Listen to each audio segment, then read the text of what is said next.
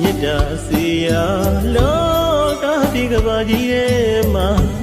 928ချစ်တော်မြတ်တာစိတ်ဆိုင်ရပမာတသွင်သွင်စီ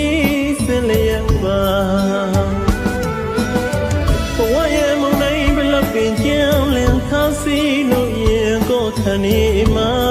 ပြန်ခုနာထမဝင်လမ်းမှာတော့ပန်းကလေးတစ်ပွင့်ပါ